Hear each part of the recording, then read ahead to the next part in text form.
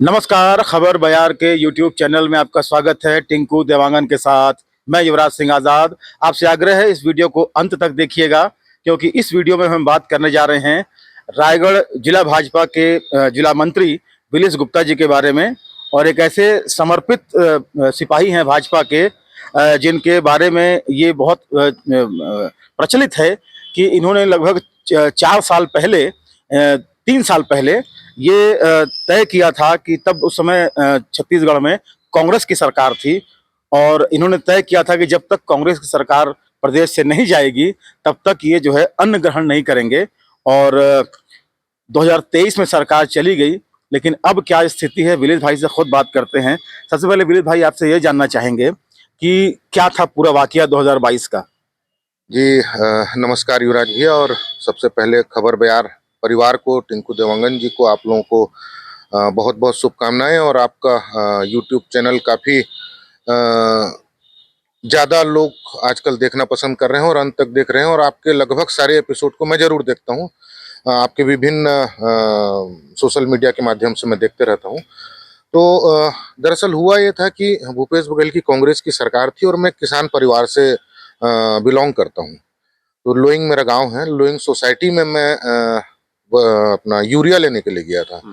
तो उस समय मैं वर्मी कंपोस्ट की बाध्यता भूपेश बघेल की सरकार ने की थी, जो कि मौखिक रूप से था। मेरे घर में स्वयं के हमारे पशुधन है, गाय हैं, काफी सारे गाय हैं हमारे यहाँ, बैल हैं।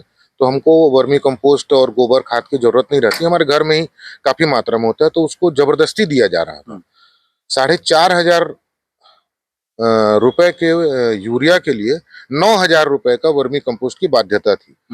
तो मेरा सिर्फ ये कहना था कि भाई कोई लिखित आदेश है तो बता दो। नहीं, लिखित आदेश नहीं, उन्होंने वो जो ब्लैक बोर्ड टाइप का बनाते उसमें आदेशानुसार करके लिख दिए थे। तो मैं उस समय सोसाइटी में बोला मैं नहीं लूंगा, तो आपको यूरिया नहीं देंगे। वही यूरिया मार्केट में 12,000 रुपए का मिल रहा था, जो 4,500। तो ये जो किसानों को धोखा देकर के आई हुई सरकार थी। उसके बाद वहां पर मैंने सोसाइटी को बंद किया। उस समय रानू साहू यहाँ की कलेक्टर हुआ करती थी। रानू साहू के पास मेरे को एसडीएम और तहसीलदार लेकर के आए वहां पर।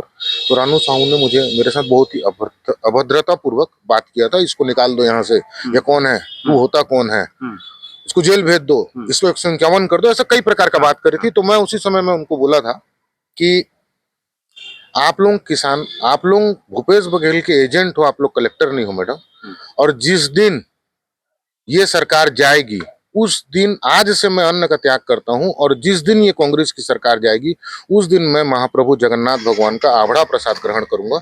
ऐसा करके मैंने उस समय में प्रण लिया था। तो ये आपने तत्कालीन कलेक्टर रानू साहू जी के जो है अभद्रता से जो है आपने परेशान होकर ये आपने कहा था कि अब मैं यहीं पर जो है अन्न का त्याग करता हूँ। तो फिर ये बताइए कि उसके बाद क्या स्थिति रही, क्या आपने अन्न त्याग दिया और किस तरीके से, क्योंकि अन्न के बिना कैसे जीवन संभव है। देखिए, अन्न के बिना बहुत सारी चीजें हैं जिसको अपन उपयोग कर सकते हैं। अन्न में मैंने गेहूं और चावल से बनी सारी चीजें, चाहे वो प्रसाद हो, मैं कुलता जाति से हूँ और हमारा सबसे बड़ा जो त्योहार है वो नुआखाई त्योहार है, उसमें हम नया अन्न ग्रहण करते हैं। मैंने 3 साल तक नया अन्न भी नहीं खाया था। जो मेन हमारा प्रमुख प्रसाद होता है उसको भी ग्रहण नहीं किया था। उसके अलावा मैं दाल खाता था, अभी भी खाता हूँ, दाल खाता हूँ, मक्का खाता हूँ, सोयाबीन की बड़ी खाता हूँ, और भी काफी सारे फल फ्रूट, खीरा, बहुत सारी चीजें हैं जिसको मैं सेवन करता हूँ। तो ये बताइए कि 2023 में सरकार तो चली गई जी कांग्रेस की, भूपेश बघेल जी मुख्यमंत्री नहीं रहे, आपकी सरकार आ गई, तो फिर अब अन्न क्यों नहीं खा रहे हैं।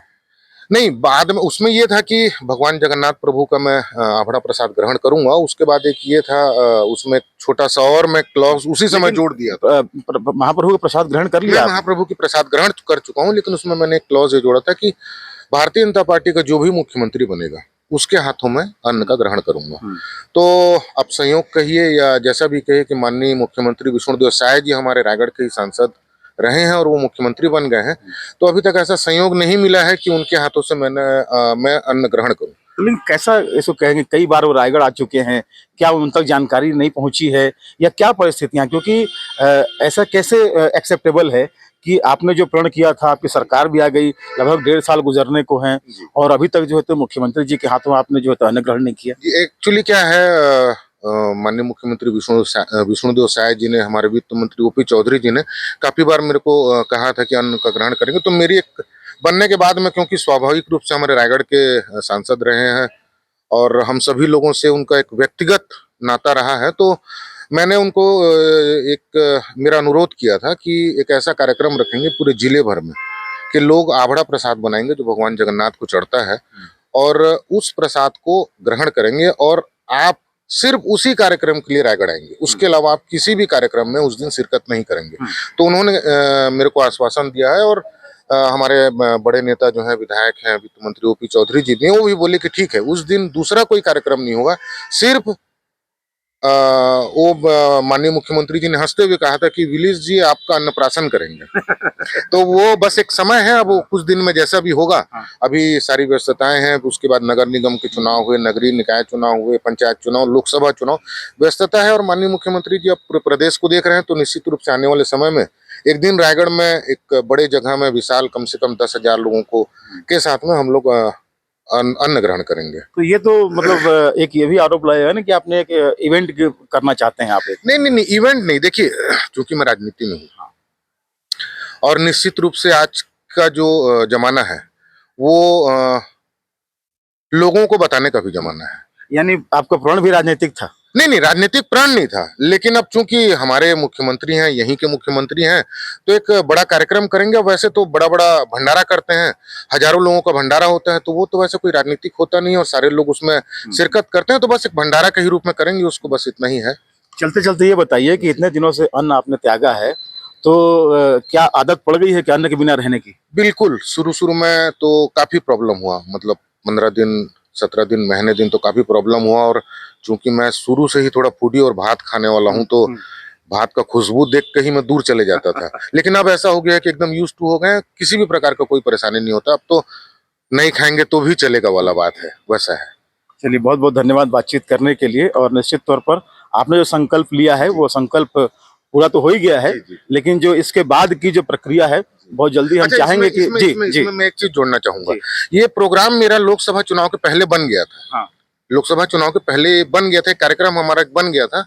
तो उस समय में हमारे संघ के बड़े पदाधिकारी हैं, प्रदेश के बड़े पदाधिकारी हैं, प्रांत स्तर के पदाधिकारी हैं, उन्होंने कहा था कि विजय शंकर पटनायक जी के यहाँ हम बैठे थे, हमारे जो विभाग संचालक हैं हमारे तमनार में, तो वो प्रांत के अधिकारी जो बैठे थे, उन्होंने कहा कि विलीस जी इतना बड़ा संकल्प लिए हैं, सरकार तो आ गई, हम तो लोग कल्पना भी नहीं किए थे सरकार आ गई, अब इतना दिन रुके हैं तो लोकसभा चुनाव भी रुक जाने के को हो जाने दीजिए, एक बार और मोदी जी को आ जाने दीजिए, उसके बाद कार्यक्रम करेंगे। अच्छा। तो ये तो मैं एकदम सहर्ष स्वीकार किया था मैंने, और बिल्कुल जैसा आपका आदेश, तो लोकसभा चुनाव के बाद में फिर अब ऐसा समय नहीं मिल पाया है।